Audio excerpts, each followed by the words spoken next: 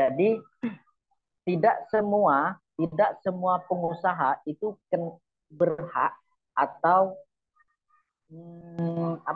bisa melakukan penarikan atau pemungutan atas pajak itu, atas PPN di situ. Contoh misal kayak sembako, sembako di situ ya kan, sembako di situ karena tidak ditetapkan sebagai PPN, ya kan, sebagai PPN,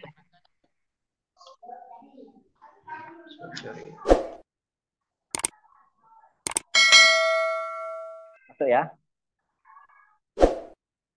Karena di situ tidak ditetapkan sebagai pengusaha kena pajak, maka di situ tidak berhak untuk melakukan penarikan PPN. Makanya di situ ya kan, untuk menjadi PKP pengusaha kena pajak itu harus mendaftarkan dulu, harus mendaftarkan ke kantor pajak bahwa dia itu berhak untuk melakukan penarikan atas pajak. Makanya di situ kadang ya kan, kadang ketika ditetapkan sebagai PKP, harga dengan PPN itu dipisahkan. Kalau dia itu PKP pengusaha kena pajak.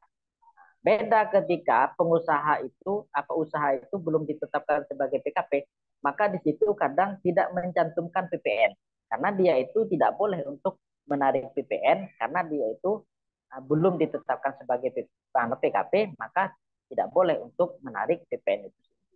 Ya, itu adalah PKP yang berhak untuk melakukan penarikan atas pajak itu sendiri. Ya, lanjut ya.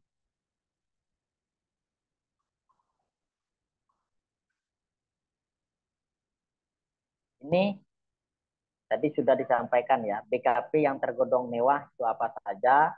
Ini adalah ciri-ciri bahwa barang kena pajak itu yang masuk tergolong mewah. Ini adalah tarif PPNBM. Tarif PPNBM 10% atas kendaraan umum, alat rumah tangga dan lain sebagainya yang dianggap bahwa itu mewah. Ada apartemen hunian mewah, townhouse itu 20%, ada kendaraan berat seperti truk, pick up itu kena 25%, ada tas mewah, ya kan, kristal, barang, bahan kulit itu kena 35%, ada balon udara, pesawat tanpa tenaga penggerak itu kena 40%, ada jet pribadi 50%, ada 75% itu kapal pesiar, kapal feri dan lain sebagainya. Ini adalah tarif PPNBM-nya. Ini contoh ya, tadi sudah disampaikan. Contoh terkait dengan penghitungan bagaimana cara kita menghitung PPNBM-nya. Ini menghitung, ini hanya sekedar bahwa kita itu ingin mengetahui pajak dari barang itu. Satu barang itu dikena PPN berapa. Bukan kita itu mengetahui berapa ya kan pajak atau PPN yang kita bayarkan kepada negara. Contoh misal di sini pengusaha kena pajak A ya kan, tunai BKP membeli secara tunai BKP barang kena pajak kepada pengusaha kena pajak sebesar 25 juta. Berarti di sini ya kan, A ini menjual ya kan, menjual barangnya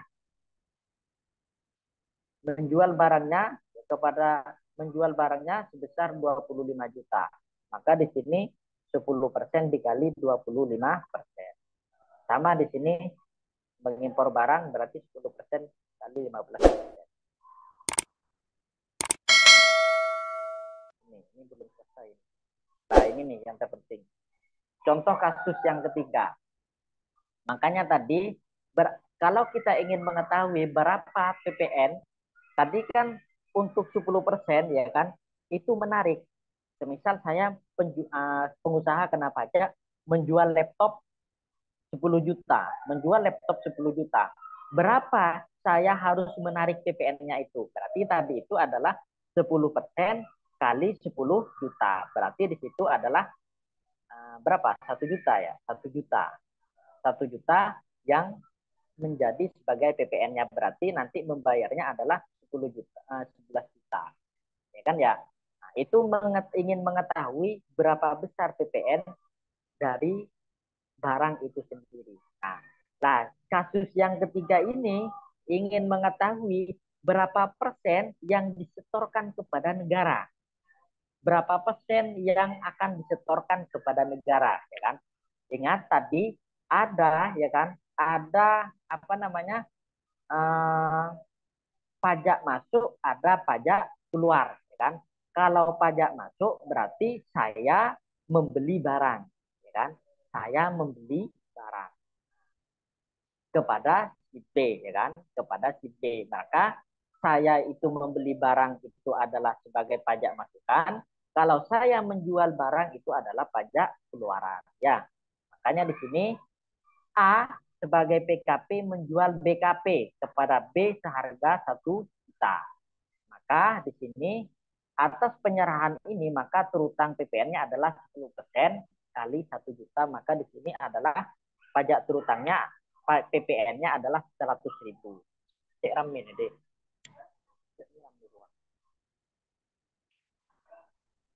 Yang kedua, ya kan, A wajib memungut PPN B dengan cara membuat faktur. Karena di sini adalah A sebagai penjual, ya kan, harus membuat faktur yang diserahkan kepada pihak B, ya kan. Dan A menyerahkan faktur pajak PPN kepada si B. Dan si B di sini membayar kepada si A berapa? Berarti 1 juta ditambah 100.000.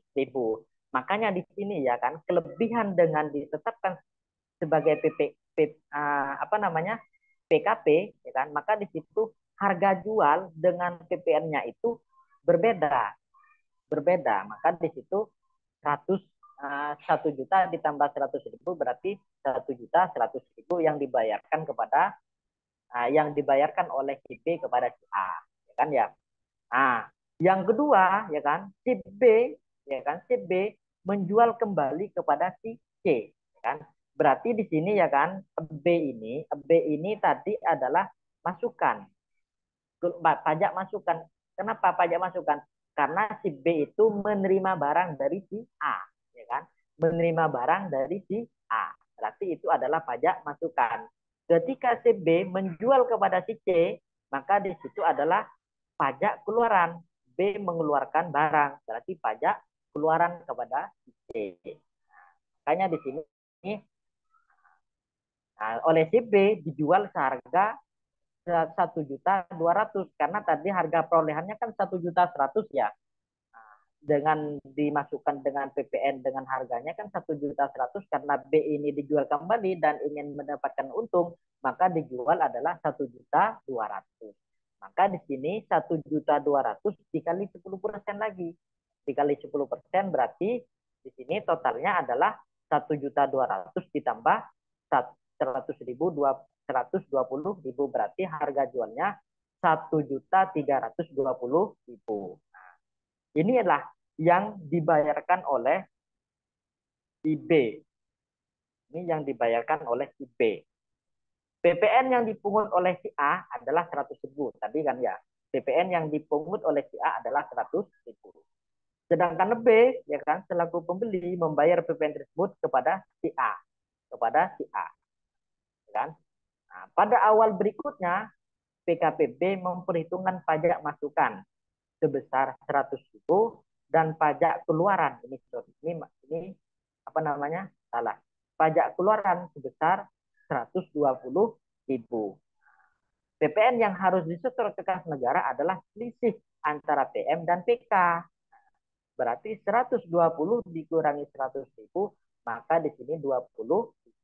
Lah 20.000 inilah yang disetorkan kepada kas negara. Bukan 120.000-nya itu yang disetorkan oleh oleh kas negara, tetapi ini adalah 100.000. Ya, paham ya? Ini adalah apa namanya?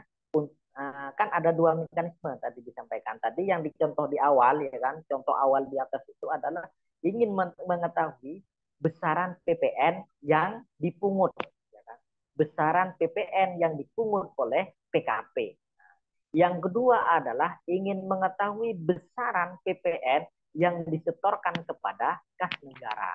Nah, untuk mengetahui ya kan penyetoran kepada kas negara atas PPN itu adalah selisih antara pajak masukan dengan pajak keluaran. Nah, selisih dari itulah nanti yang akan disetorkan kepada kas negara. Begitu ya.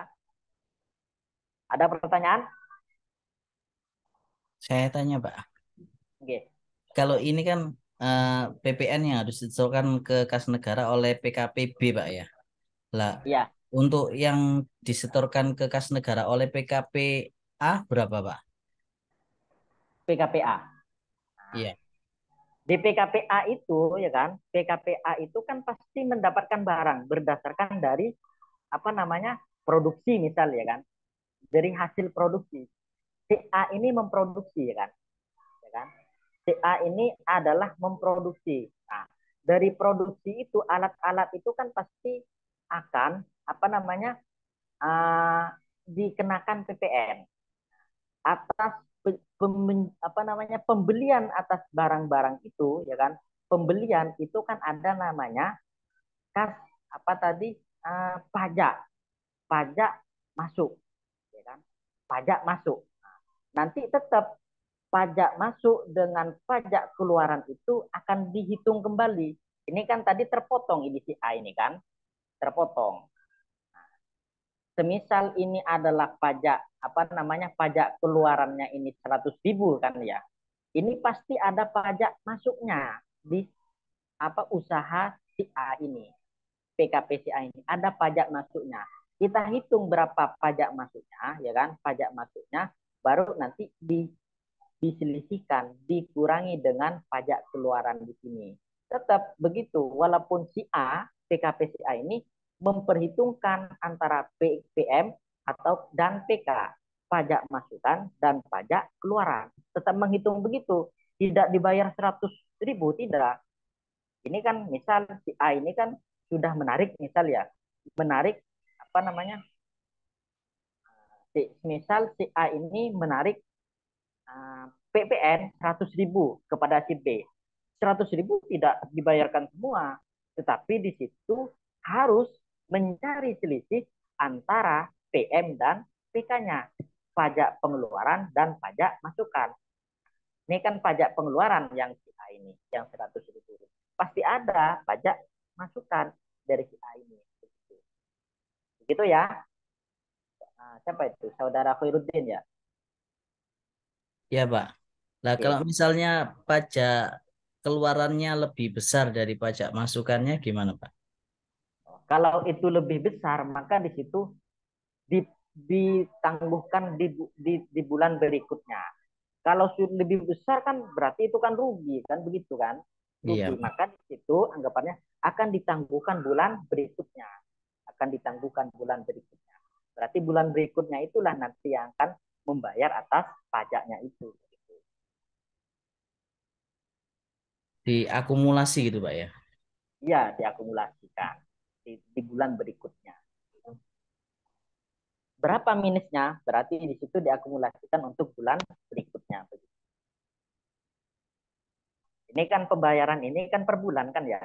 Kalau bulan sekarang ya kan bulan sekarang maka pembayaran adalah tanggal 15. Untuk pelaporannya adalah akhir bulan. Ada lagi? Sudah Pak. Terima kasih. Oke, sama-sama. Yang lain ada lagi?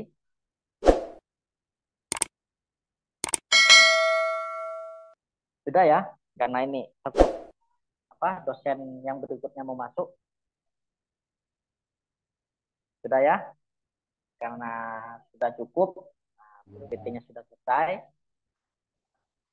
Kita ketemu minggu depan.